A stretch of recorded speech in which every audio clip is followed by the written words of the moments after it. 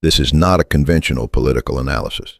What we are about to explore is far more unsettling and far more fundamental. Today, we examine a question that most people misunderstand. Why do nations walk into war even when they know the cost? To answer this, we must move beyond diplomacy, beyond military strategy, beyond headlines. We must enter the architecture of the human mind. Because war does not begin with missiles. It begins long before that. In perception, in fear, in silence, and in belief. Most people think war is the result of failed negotiations or geopolitical miscalculations.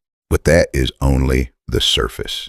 The real origin of war lies in something far less visible, the psychological structure of a system.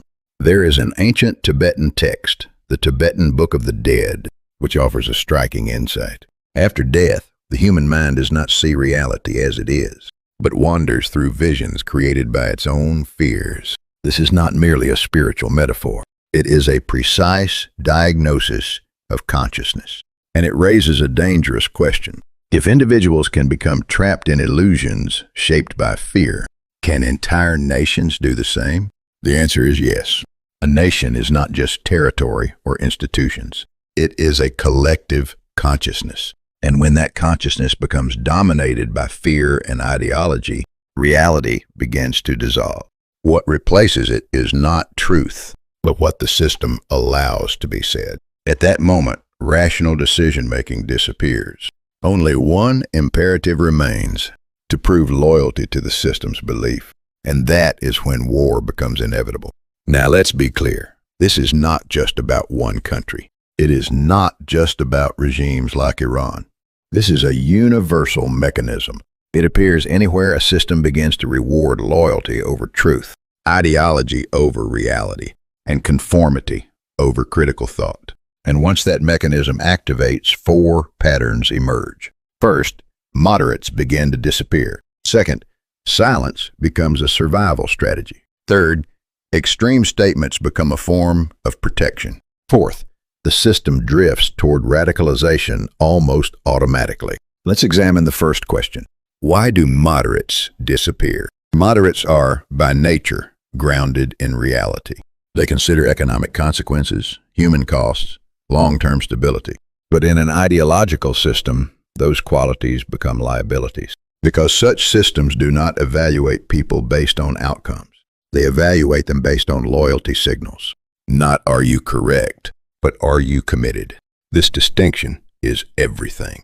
The individuals who survive are not the most rational, but those who think in the language of the system. And so, gradually, moderates are filtered out, not always through execution or exile, but through something quieter. Irrelevance, isolation, invisibility.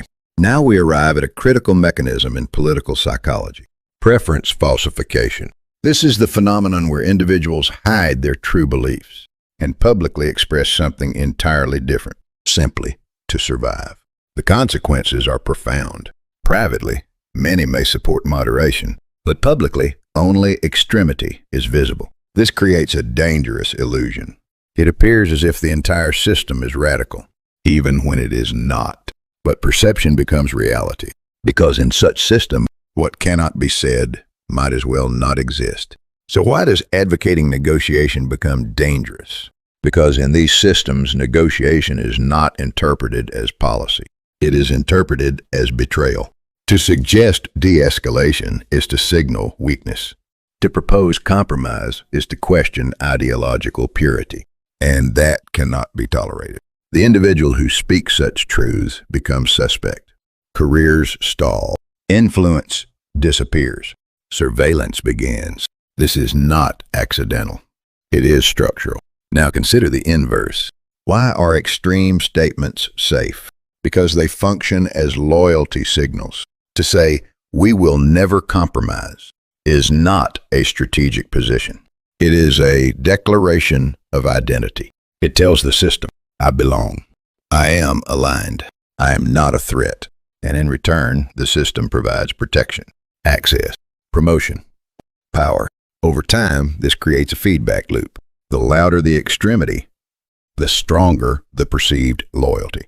And so the system radicalizes itself from within. At this point, we must confront a disturbing conclusion. In such environments, truth does not disappear because it is unknown. It disappears because it is unspeakable. And when truth cannot be spoken, illusion takes its place. This is exactly what the Tibetan text warned us about. Humans do not simply fall into illusion. They choose it when reality becomes too dangerous to face. So let me ask you, when people remain silent despite knowing the truth, is that cowardice or is it adaptation? In many cases, it is neither moral failure nor ignorance. It is strategy, a rational response to an irrational system. But here lies the ultimate danger. When enough individuals choose silence, the illusion becomes self-reinforcing. And eventually, the system no longer recognizes reality at all. At that stage, war is no longer a decision. It is an outcome. Let me leave you with this.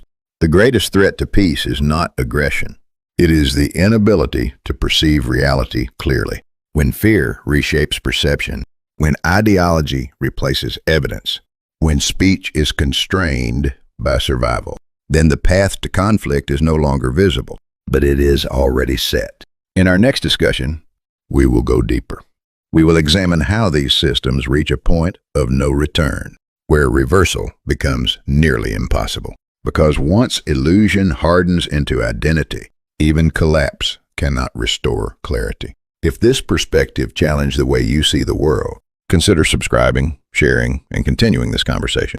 Because understanding these mechanisms is not just about geopolitics. It is about recognizing the fragile boundary between reality and illusion in nations, in institutions, and within ourselves.